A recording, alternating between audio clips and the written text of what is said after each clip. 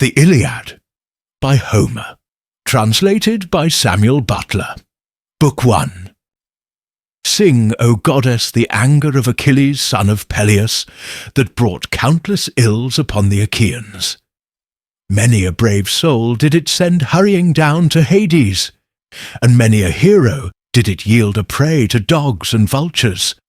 For so were the counsels of Jove fulfilled from the day on which the son of Atreus, king of men, and great Achilles, first fell out with one another. And which of the gods was it that set them on to quarrel? It was the son of Jove and Leto, for he was angry with the king, and sent a pestilence upon the host to plague the people, because the son of Atreus had dishonoured Chryses his priest. Now Chryses had come to the ships of the Achaeans to free his daughter, and had brought with him a great ransom. Moreover, he bore in his hand the sceptre of Apollo, wreathed with a suppliant's wreath, and he besought the Achaeans. But most of all, the 2 sons of Atreus, who were their chiefs. Sons of Atreus, he cried, and all other Achaeans, may the gods who dwell in Olympus grant you to sack the city of Priam, and to reach your homes in safety. But free my daughter, and accept a ransom for her, in reverence to Apollo, son of Jove. On this the rest of the Achaeans, with one voice, were for respecting the priest, and taking the ransom that he offered. But not so Agamemnon, who spoke fiercely to him, and sent him roughly away. "Old man," said he, "let me not find you tarrying about our ships, nor yet coming hereafter. Your sceptre of the god and your wreath shall profit you nothing. I will not free her. She shall grow old in my house at Argos, far from her own home, busying herself with her loom, and visiting my couch. So go, and do not provoke me, or it shall be the worse for you." The old man feared him, and obeyed. Not a word he spoke, but went by the shore of the sounding sea, and prayed apart to King Apollo, whom lovely Leto had borne. "Hear me," he cried, "O god of the silver bow, that protectest Chrysa and holy Scylla, and rulest Tenedos with thy might. Hear me, O thou of Sminthe. If I have ever decked your temple with garlands, or burned your thigh bones in fat of bulls or goats, grant my prayer, and let your arrows avenge these my tears upon the Danaans." Thus did he pray, and Apollo heard his prayer. He came down furious from the summits of Olympus, with his bow and his quiver upon his shoulder, and the arrows rattled on his back with the rage that trembled within him. He sat himself down away from the ships with a face as dark as night, and his silver bow rang death as he shot his arrow in the midst of them. First he smote their mules and their hounds, but presently he aimed his shafts at the people themselves, and all day long the pyres of the dead were burning. For 9 whole days he shot his arrows among the people, but upon the 10th day Achilles called them in assembly, moved thereto by Juno, who saw the Achaeans in their death throes, and had compassion upon them. Then, when they were got together, he rose and spoke among them. "Son of Atreus," said he, "I deem that we should now turn roving home, if we would escape destruction, for we are being cut down by war and pestilence at once. Let us ask some priest or prophet, or some reader of dreams, for dreams too are of Jove, who can tell us why Phoebus Apollo is so angry, and say whether it is for some vow that we have broken, or hecatomb that we have not offered, and whether he will accept the savour of lambs and goats without blemish, so as to take away the plague from us." With these words he sat down, and Calchas, son of Nestor, wisest of augurs, who knew things past, present, and to come, rose to speak. He it was who had guided the Achaeans with their fleet to Iliad, through the prophesyings with which Phoebus Apollo had inspired him. With all sincerity and goodwill, he addressed them thus: Achilles, loved of heaven, you bid me tell you about the anger of King Apollo. I will therefore do so. But consider first, and swear that you will stand by me heartily in word and deed, for I know that I shall offend one who rules the Argives with might, to whom all the Achaeans are in subjection. A plain man cannot stand against the anger of a king, who if he swallow his displeasure now, will yet nurse revenge till he has wreaked it. Consider therefore whether or no you will protect me.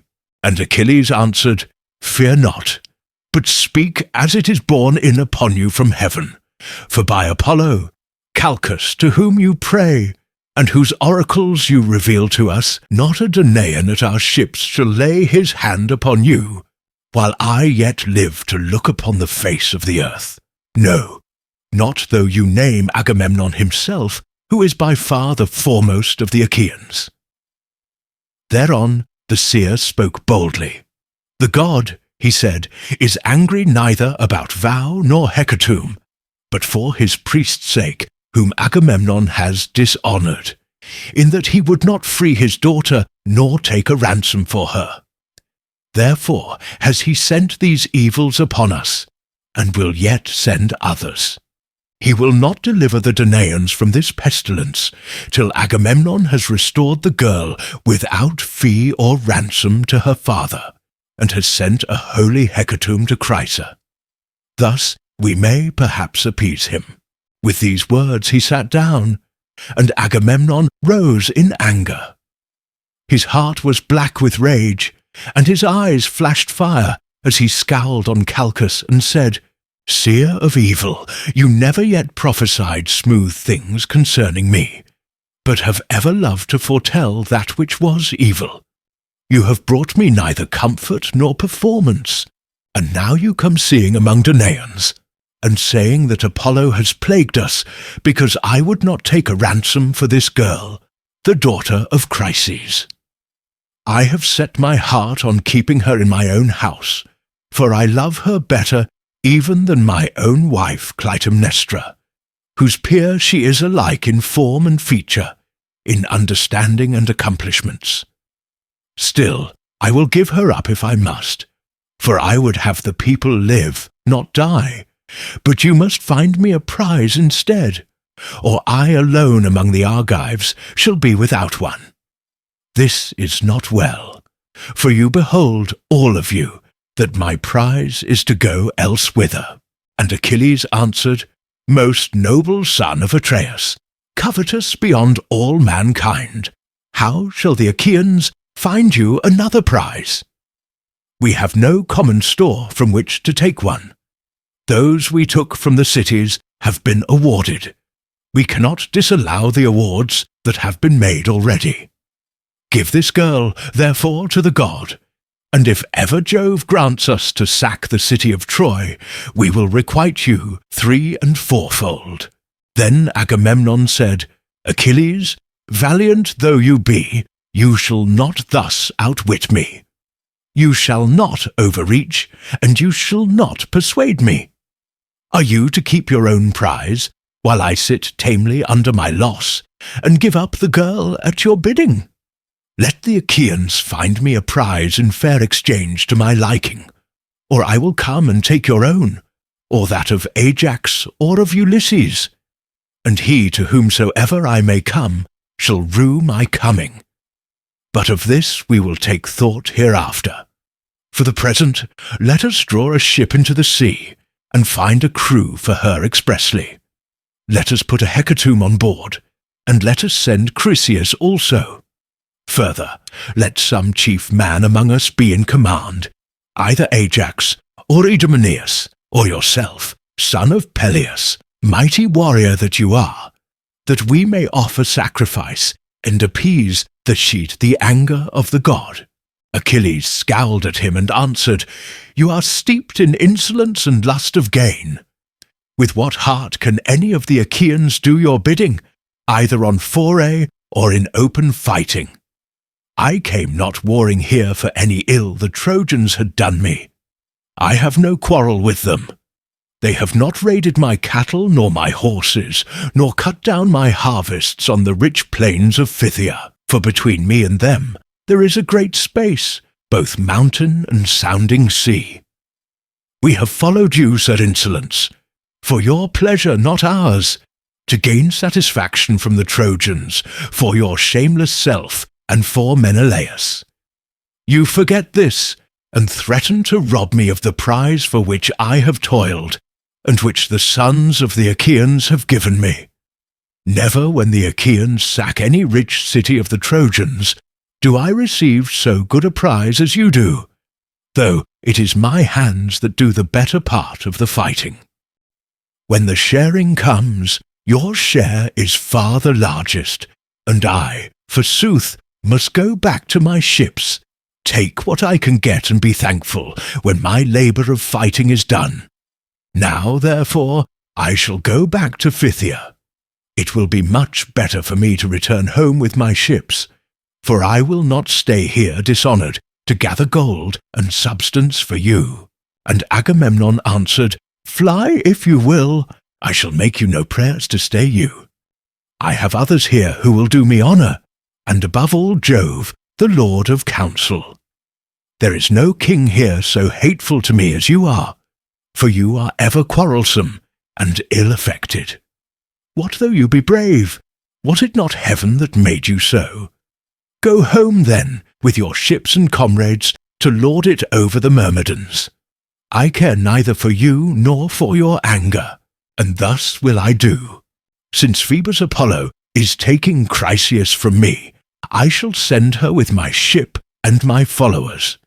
But I shall come to your tent and take your own prize, Briseis, that you may learn how much stronger I am than you are, and that another may fear to set himself up as equal or comparable with me. The son of Peleus was furious, and his heart within his shaggy breast was divided whether to draw his sword, push the others aside, and kill the son of Atreus, or to restrain himself and check his anger. While he was thus in two minds, and was drawing his mighty sword from its scabbard, Minerva came down from heaven, for Juno had sent her in the love she bore to them both, and seized the son of Peleus by his yellow hair, visible to him alone, for of the others no man could see her. Achilles turned in amaze, and by the fire that flashed from her eyes at once knew that she was Minerva. "Why are you here," said he, "daughter of Aegis-bearing Jove? To see the pride of Agamemnon, son of Atreus? Let me tell you, and it shall surely be he shall pay for this insolence with his life." And Minerva said, "I come from heaven, if you will hear me, to bid you stay your anger. Juno has sent me, who cares for both of you alike. Cease, then, this brawling, and do not draw your sword. Rail at him if you will, and your railing will not be vain, for I tell you, and it shall surely be, that you shall hereafter receive gifts 3 times as splendid by reason of this present insult. Hold, therefore, and obey." "Ah, goddess," answered Achilles, "however angry a man may be, he must do as you two command him. This will be best, for the gods ever hear the prayers of him who has obeyed them." He stayed his hand on the silver hilt of his sword, and thrust it back into the scabbard as Minerva bade him. Then she went back to Olympus among the other gods, and to the house of Aegis-bearing Jove. But the son of Peleus again began railing at the son of Atreus, for he was still in a rage. "Wine-bibber," he cried, "with the face of a dog and the heart of a hind, you never dare to go out with the host in fight, nor yet with our chosen men in ambuscade. You shun this as you do death itself. You had rather go round and rob his prizes from any man who contradicts you. You devour your people, for you are king over a feeble folk. Otherwise, son of Atreus, henceforward you would insult no man. Therefore I say, and swear it with a great oath, nay, by this my sceptre, which shall sprout neither leaf nor shoot, nor bud anew from the day on which it left its parent stem upon the mountains. For the axe stripped it of leaf and bark, and now the sons of the Achaeans bear it as judges and guardians of the decrees of heaven. So surely and solemnly do I swear, that hereafter they shall look fondly for Achilles, and shall not find him. In the day of your distress, when your men fall dying by the murderous hand of Hector, you shall not know how to help them, and shall rend your heart with rage for the hour when you offered insult to the bravest of the Achaeans. With this, the son of Peleus dashed his gold-bestudded sceptre on the ground, and took his seat, while the son of Atreus was beginning fiercely from his place upon the other side. Then uprose smooth-tongued Nestor, the facile speaker of the Pylians, and the words fell from his lips sweeter than honey. 2 generations of men born and bred in Pylos had passed away under his rule, and he was now reigning over the 3rd. With all sincerity and goodwill, therefore, he addressed them thus. Of a truth, he said, a great sorrow has befallen the Achaean land. Surely Priam with his sons would rejoice, and the Trojans be glad at heart if they could hear this quarrel between you two, who are so excellent in fight and counsel. I am older than either of you, therefore be guided by me. Moreover, I have been the familiar friend of men even greater than you are, and they did not disregard my counsels. Never again can I behold such men as Pirithous and Dryas, shepherd of his people, or as Caeneus, Exadius, godlike Polyphemus, and Theseus son of Aegeus, peer of the immortals. These were the mightiest men ever born upon this earth. Mightiest were they, and when they fought the fiercest tribes of mountain savages, they utterly overthrew them. I came from distant Pylos, and went about among them, for they would have me come, and I fought as it was in me to do. Not a man now living could withstand them, but they heard my words, and were persuaded by them. So be it also with yourselves, for this is the more excellent way. Therefore, Agamemnon, though you be strong, take not this girl away, for the sons of the Achaeans have already given her to Achilles. And you, Achilles, strive not further with the king, for no man who by the grace of Jove wields a sceptre has like honour with Agamemnon. You are strong, and have a goddess for your mother, but Agamemnon is stronger than you, for he has more people under him. Son of Atreus, check your anger, I implore you. End this quarrel with Achilles, who in the day of battle is a tower of strength to the Achaeans. And Agamemnon answered, Sir, all that you have said is true, but this fellow must needs become our lord and master. He must be lord of all, king of all, and captain of all, and this shall hardly be. Granted that the gods have made him a great warrior, have they also given him the right to speak with railing? Achilles interrupted him. I should be a mean coward, he cried, were I to give in to you in all things. Order other people about, not me, for I shall obey no longer. Furthermore, I say, and lay my saying to your heart, I shall fight neither you nor any man about this girl, for those that take were those also that gave. But of all else that is at my ship you shall carry away nothing by force. Try, that others may see, if you do, my spear shall be reddened with your blood. When they had quarrelled thus, angrily, they rose and broke up the assembly at the ships of the Achaeans. The son of Peleus went back to his tents and ships, with the son of Menœtius and his company, while Agamemnon drew a vessel into the water and chose a crew of 20 oarsmen. He escorted Chryseis on board and sent moreover a hecatomb for the god, and Ulysses went as captain.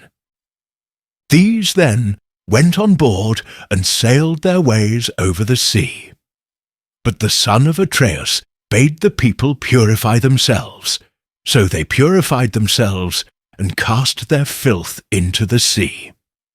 Then they offered hecatombs of bulls and goats without blemish on the seashore, and the smoke, with the savour of their sacrifice, rose curling up towards heaven. Thus did they busy themselves throughout the host. But Agamemnon did not forget the threat that he had made Achilles, and called his trusty messengers and squires, Talthybius and Eurybates. "Go," said he, "to the tent of Achilles, son of Peleus. Take Briseis by the hand, and bring her hither. If he will not give her, I shall come with others and take her, which will press him harder." He charged them straitly further, and dismissed them, whereon they went their way sorrowfully by the seaside, till they came to the tents and ships of the Myrmidons. They found Achilles sitting by his tent and his ships, and ill-pleased he was when he beheld them. They stood fearfully and reverently before him, and never a word did they speak. But he knew them, and said, "Welcome, heralds, messengers of gods and men, draw near. My quarrel is not with you, but with Agamemnon, who has sent you for the girl Briseis. Therefore, Patroclus, bring her, and give her to them, but let them be witnesses by the blessed gods, by mortal men, and by the fierceness of Agamemnon's anger, that if ever again there be need of me to save the people from ruin, they shall seek, and they shall not find. Agamemnon is mad with rage, and knows not how to look before and after that the Achaeans may fight by their ships in safety." Patroclus did as his dear comrade had bidden him.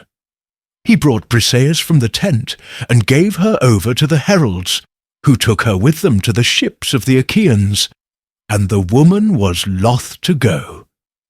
Then Achilles went all alone by the side of the hoar sea, weeping and looking out upon the boundless waste of waters.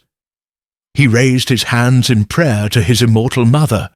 "Mother," he cried, "you bore me doomed to live but for a little season. Surely Jove, who thunders from Olympus, might have made that little glorious. It is not so. Agamemnon, son of Atreus, has done me dishonour, and has robbed me of my prize by force." As he spoke he wept aloud, and his mother heard him where she was sitting in the depths of the sea, hard by the old man her father. Forthwith she rose, as it were a grey mist out of the waves, sat down before him as he stood weeping, caressed him with her hand, and said, "My son, why are you weeping? What is it that grieves you? Keep it not from me, but tell me, that we may know it together." Achilles drew a deep sigh and said, "You know it. Why tell you what you know well already? We went to Thebe, the strong city of Eetion, sacked it, and brought hither the spoil. The sons of the Achaeans shared it duly among themselves, and chose lovely Chryseis as the meed of Agamemnon. But Chryses, priest of Apollo, came to the ships of the Achaeans to free his daughter, and brought with him a great ransom.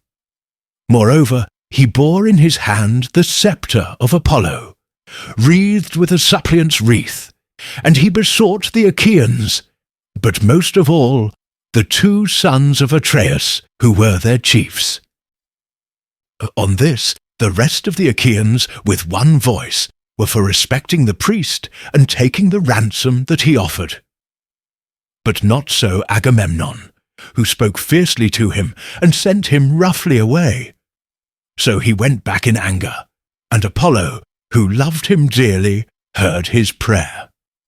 Then the god sent a deadly dart upon the Argives, and the people died thick on one another, for the arrows went every whither among the wide host of the Achaeans.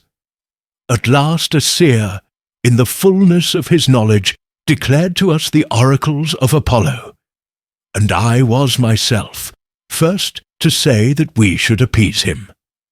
Whereon the son of Atreus rose in anger, and threatened that which he has since done. The Achaeans are now taking the girl in a ship to Chrysa, and sending gifts of sacrifice to the god. But the heralds have just taken from my tent the daughter of Briseis, whom the Achaeans had awarded to myself. I help your brave son, therefore, if you are able. Go to Olympus, and if you have ever done him service in word or deed, implore the aid of Jove. Ofttimes in my father's house have I heard you glory in that you alone of the immortals saved the son of Saturn from ruin, when the others, with Juno, Neptune, and Pallas Minerva, would have put him in bonds. It was you, goddess, who delivered him by calling to Olympus the 100-handed monster whom gods call Briareus, but men Aegeon, for he is stronger even than his father. When therefore he took his seat, all glorious beside the son of Saturn, the other gods were afraid, and did not bind him.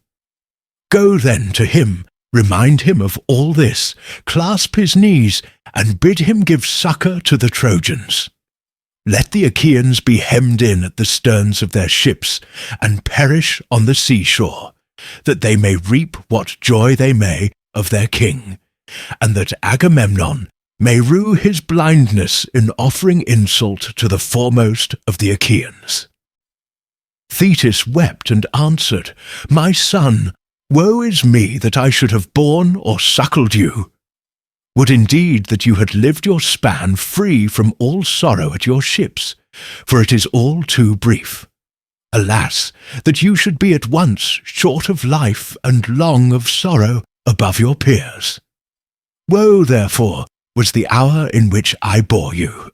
Nevertheless I will go to the snowy heights of Olympus, and tell this tale to Jove, if he will hear our prayer. Meanwhile, stay where you are with your ships, nurse your anger against the Achaeans, and hold aloof from fight. For Jove went yesterday to Oceanus, to a feast among the Ethiopians, and the other gods went with him. He will return to Olympus 12 days hence. I will then go to his mansion paved with bronze, and will beseech him. Nor do I doubt that I shall be able to persuade him. On this she left him, still furious at the loss of her that had been taken from him. Meanwhile, Ulysses reached Chrysa with the hecatomb. When they had come inside the harbour, they furled the sails and laid them in the ship's hold. They slackened the forestays, lowered the mast into its place, and rowed the ship to the place where they would have her lie. There they cast out their mooring stones and made fast the hawsers. They then got out upon the seashore, and landed the hecatomb for Apollo. Chryseis also left the ship, and Ulysses led her to the altar to deliver her into the hands of her father. Chryses, said he, King Agamemnon has sent me to bring you back your child, and to offer sacrifice to Apollo on behalf of the Danaans, that we may propitiate the god, who has now brought sorrow upon the Argives. So saying, he gave the girl over to her father, who received her gladly. And they ranged the holy hecatomb all orderly round the altar of the god. They washed their hands and took up the barley meal to sprinkle over the victims, while Chryses lifted up his hands and prayed aloud on their behalf. Hear me, he cried, O god of the silver bow, that protectest Chrysa and holy Scylla, and rulest Tenedos with thy might. even as thou didst hear me aforetime when I prayed, and didst press hardly upon the Achaeans, so hear me yet again, and stay this fearful pestilence from the Danaaeans. Thus did he pray, and Apollo heard his prayer. When they had done praying and sprinkling the barley meal, they drew back the heads of the victims, and killed and flayed them. They cut out the thigh bones, wrapped them round in 2 layers of fat, set some pieces of raw meat on the top of them, and then Chryses laid them on the wood fire and poured wine over them, while the young men stood near him with 5-pronged spits in their hands. When the thigh bones were burned, and they had tasted the inward meats, they cut the rest up small, put the pieces upon the spits, roasted them till they were done, and drew them off. Then, when they had finished their work and the feast was ready, they ate it, and every man had his full share, so that all were satisfied. As soon as they had had enough to eat and drink, pages filled the mixing bowl with wine and water, and handed it round, after giving every man his drink offering. Thus all day long the young men worshipped the god with song, hymning him and chaunting the joyous paean, and the god took pleasure in their voices. But when the sun went down, and it came on dark, they laid themselves down to sleep by the stern cables of the ship, and when the child of morning, rosy-fingered dawn, appeared, they again set sail for the host of the Achaeans. Apollo sent them a fair wind, so they raised their mast and hoisted their white sails aloft. As the sail bellied with the wind, the ship flew through the deep blue water, and the foam hissed against her bows as she sped onward. When they reached the wide-stretching host of the Achaeans, they drew the vessel ashore, high and dry upon the sands, set her strong props beneath her, and went their ways to their own tents and ships. But Achilles abode at his ships and nursed his anger. He went not to the honourable assembly, and sallied not forth to fight, but gnawed at his own heart, pining for battle and the war cry. Now, after 12 days, the immortal gods came back in a body to Olympus, and Jove led the way. Thetis was not unmindful of the charge her son had laid upon her, so she rose from under the sea and went through great heaven with early morning to Olympus, where she found the mighty son of Saturn, sitting all alone upon its topmost ridges. She sat herself down before him, and with her left hand seized his knees, while with her right she caught him under the chin, and besought him, saying, Father Jove, if I ever did you service in word or deed among the immortals, hear my prayer, and do honour to my son, whose life is to be cut short so early. King Agamemnon has dishonoured him by taking his prize and keeping her. Honour him then yourself, Olympian lord of counsel, and grant victory to the Trojans, till the Achaeans give my son his due, and load him with riches in requital. Jove sat for a while silent, and without a word. But Thetis still kept firm hold of his knees, and besought him a second time. Incline your head, said she, and promise me surely, or else deny me, for you have nothing to fear, that I may learn how greatly you disdain me. At this Jove was much troubled, and answered, I shall have trouble if you set me quarrelling with Juno, for she will provoke me with her taunting speeches. Even now she is always railing at me before the other gods, and accusing me of giving aid to the Trojans. Go back now, lest she should find out. I will consider the matter, and will bring it about as wish. See, I incline my head that you believe me. This is the most solemn that I can give to any god. I never recall my word, or deceive, or fail to do what I say, when I have nodded my head. As he spoke, the son of Saturn bowed his dark brows, and the ambrosial locks swayed on his immortal head, till vast Olympus reeled. When the pair had thus laid their plans, they parted, Jove to his house, while the goddess quitted the splendour of Olympus and plunged into the depths of the sea. The gods rose from their seats before the coming of their sire. Not one of them dared to remain sitting, but all stood up as he came among them. There then he took his seat. But Juno, when she saw him, knew that he and the old merman's daughter, silver-footed Thetis, had been hatching mischief. So she at once began to upbraid him. "Trickster!" she cried, "which of the gods have you been taking into your counsels now? You are always settling matters in secret behind my back, and have never yet told me, if you could help it, one word of your intentions." "Juno," replied the sire of gods and men, "you must not expect to be informed of all my counsels. You are my wife, but you would find it hard to understand them. When it is proper for you to hear, there is no one god or man who will be told sooner. But when I mean to keep a matter to myself, you must not pry nor ask questions." "Dread son of Saturn," answered Juno, "what are you talking about?" "I? Pry and ask questions? Never. I let you have your own way in everything.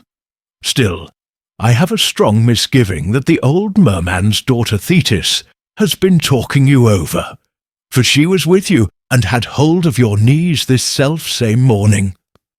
I believe, therefore, that you have been promising her to give glory to Achilles, and to kill much people at the ships of the Achaeans." "Wife," said Jove, "I can do nothing but you suspect me and find it out. You will take nothing by it, for I shall only dislike you the more, and it will go harder with you. Granted that it is as you say, I mean to have it so. Sit down and hold your tongue as I bid you. For if I once begin to lay my hands about you, though all heaven were on your side, it would profit you nothing." On this Juno was frightened, so she curbed her stubborn will and sat down in silence.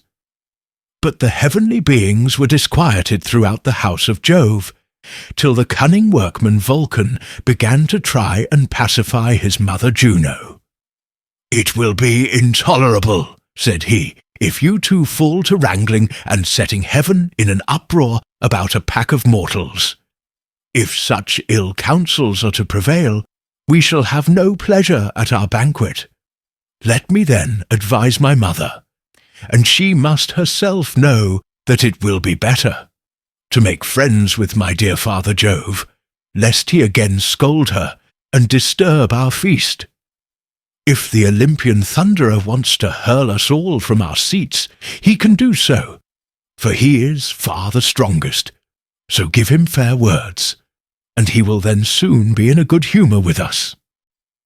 As he spoke, he took a double cup of nectar, and placed it in his mother's hand.